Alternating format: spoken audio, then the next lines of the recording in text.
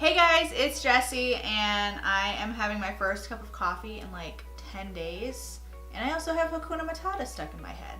So that's how this morning is going. So I've definitely meant to film more videos lately. And I thought I was gonna get more done last week and it just didn't happen. I got too busy, and one of the things that I had going on was my grandmother's 93rd birthday party. And since it was a special occasion and I wanted to look cute for my grandma, I sat down and actually took my time putting together my look instead of just slapping stuff on my face like I usually do. So I thought for today's video I would recreate that look. So if you want to see how I put together this look using these products, just keep watching. I'm gonna start priming with my No Poreblem primer. I've been doing the keto diet since the beginning of last week, and that's part of why I haven't had any coffee. You can have coffee on the diet, but you're not supposed to have milk. And I like to have a little splash of milk in my coffee. So that's why I haven't had any. And then for foundation, I'm gonna use my Bare Minerals.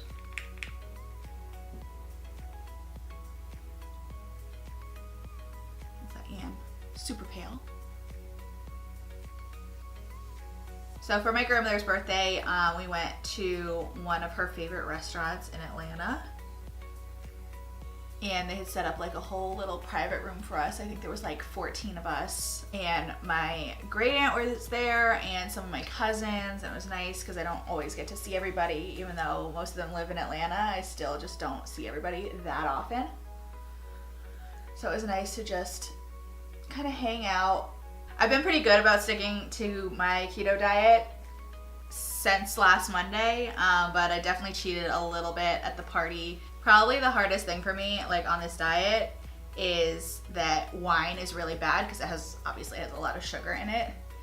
And the keto diet, if you don't know, is high protein, high fat, no carb, and no sugar. So wine is a no-no. And I'm not an alcoholic, but I do like having my glass of wine. That'd probably be my Real Housewives tagline. So with this look the other day, I did want to do a little bit more contouring. So I did bring the highlighter further up my nose a little bit. So anyway, my grandma was so cute at her party. She's always cute, but she was especially cute at her party. She had written down 2 pages of things that she wanted to say to us all, so that was pretty funny. Next, I'm gonna go in with my Wet n Wild contour stick in Where's Walnut, and I'm gonna kind of keep this mostly at the top. I'm not gonna go too far down, but I do want to do just a little extra bronzing, contouring, sculpting, whatever. I'm also gonna contour my nose. And I did a little bit more of a nose contour than I normally do. Just because I was feeling it. I've been on a major DIY arts and crafts craze lately. I don't know why. I just feel like doing little projects, fun little artsy projects. My friend Jill came over a couple weeks ago and we did these dirty pour paintings, where you put acrylic paint with paint thinner in and silicone. We used rubbing alcohol because we didn't have silicone. And you put it all in a cup and then you just put it on the canvas and you lift it and you kind of let the stuff do its own thing. It was really fun. I don't feel like I'm a very artistic person when it comes to painting and drawing and stuff like that. I think I'm too in my head. I start thinking too much and I can't just let go and just draw or paint or whatever. So that was a good way to have this sort of artistic outlet without kind of overthinking it, although I still kind of did overthink it because I was trying to figure out what the end result was gonna be instead of just letting it happen. It's a good life lesson. And then I've also been on this pin craze lately. I used to collect pins when I was little. I didn't have like a ton of them, but I would definitely get them as gifts. And when I was at Sephora about a month or so ago, they had one of their like 250 point rewards was these cute little Sephora pins. And for some reason I was like, oh, I should pull out my pins and display them in a cute way. And so that's what I did. And then from there, that turned into, I want to make some pins. So I bought some Shrinky Dink paper at Michael's, and I got some Mod Podge, and I made some of my own pins the other day.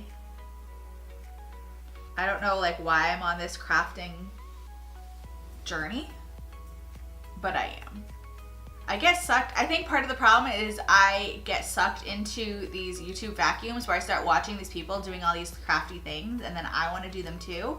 My latest thing is I keep watching all these people do these projects with casting resin, and I've seen people make coasters, they make they make all these different things, and it looks really fun, and I want to do that too. I want to make coasters now. So I ordered some resin off of Amazon, and I ordered the coaster molds, and I think I'm gonna play with some of that too. Once I get into these moods, I can't be stopped. To set my whole face and as an extra layer of coverage, I'm gonna go in with my Giorgio Armani Luminous Silk Foundation.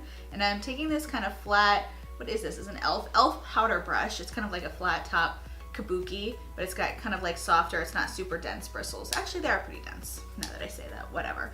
And I'm just going to tap that into my face. I love this powder so much. You can really see a difference between this side of my face that has the powder foundation on top of it and this side that doesn't. I feel like it just blurs everything and it looks amazing. And the reason I decided to use this the other night is because I wanted to be full coverage, but I didn't want to look super cakey, so I didn't want to go in with too much of my liquid foundation because I didn't want it to look cakey on my skin. I wanted it to look like kind of very flat, very kind of natural on my face. And while this is definitely a lot of coverage, I don't feel like this looks cakey. It still kind of looks like my skin. Okay, I filled in my brows off camera. Next, I'm gonna go in my soft ochre paint pot just to prime my lid. And for the eyes for this look, we're going to be using my Anastasia Modern Renaissance palette. The first shade I'm gonna be going into is Warm Taupe. I usually start with Golden Ochre or Raw Sienna, so I changed it up a little bit with this look. Going into Warm Taupe first. Such a rebel. Next, I'm gonna go in with a little bit of Red Ochre. And I just put a little of this in my crease just to bring a little bit of color. I'm not going in with like a super long, I'm not going in with a super large amount. I just wanted a little to kind of like break up that Warm Taupe color.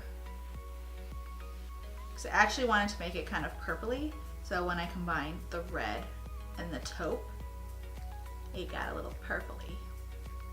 Next, I'm gonna go into Antique Bronze. And I'm gonna keep that mostly on the outer corner. For the inner corner and eyelid, I'm gonna go into the shade Vermeer.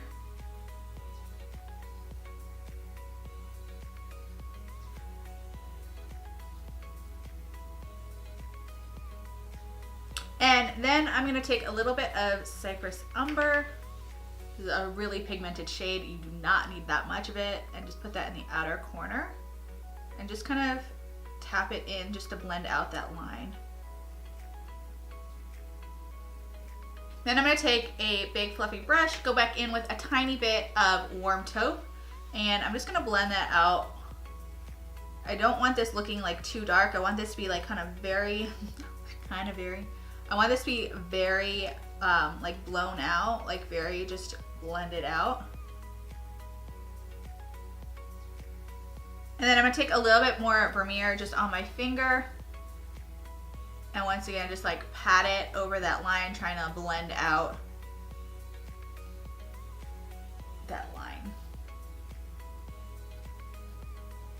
I just want those two colors to seamlessly blend together. To line my upper lash line, I'm going to use MAC Prunella.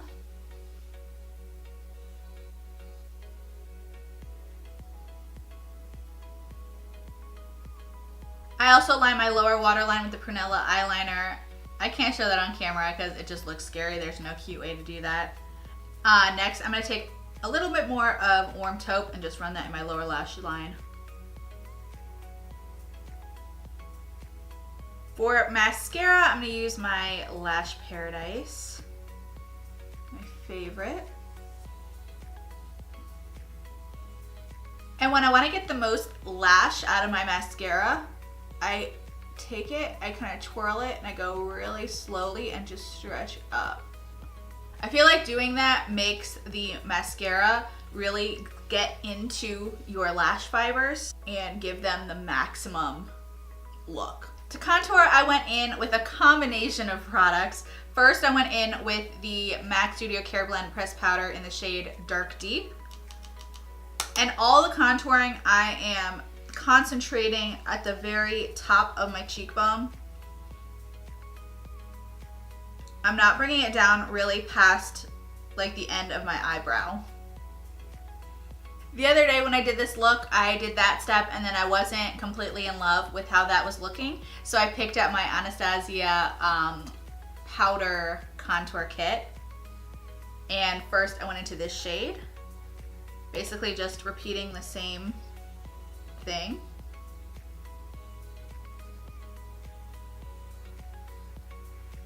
And then I still wasn't satisfied, so then I picked up a little of this shade too.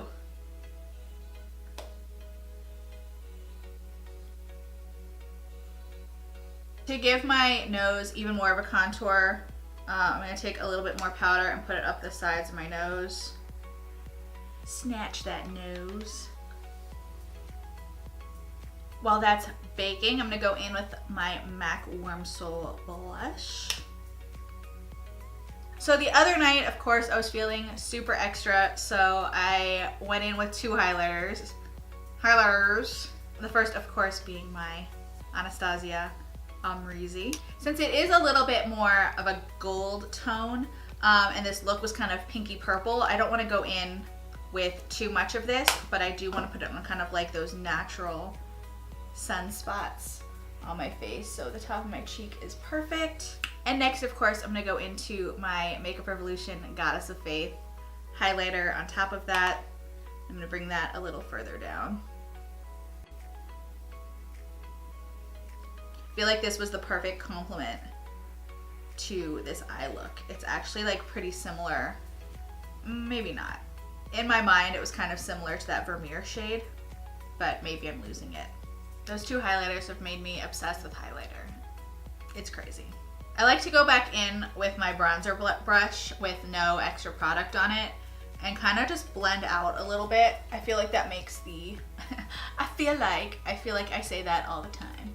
When I do that, it makes the highlighter kind of blend in with the bronzer, the blush, my skin, everything, and it makes it look a little bit more natural instead of like, hey highlight, how you doing? Finally, for my lips, I'm going to use the Charlotte Tilbury Pillow Talk Lip Liner. And then over top of that, I'm going to go in with the Anastasia Liquid Lipstick in the shade Hudson. I have been absolutely loving this color. I went back and forth and looked at like a bunch of different options on what I wanted to do with this look, because it definitely has a lot of like pinks and purples in it, and I could have gone a bunch of different ways. I thought about doing like just a really nude, like peachy, like nude, but I just love this color, and I thought that it was very neutral, but it would also pick up like some of that red ochre in there and some of the pink. I don't know, I just thought that this would be the perfect color, and it was. And then to finish everything off, I'm gonna go in with my Urban Decay All Nighter Setting Spray. I know I've been using my Morphe setting spray pretty exclusively for a while, but I have kind of gotten back into like loving the All Nighter lately.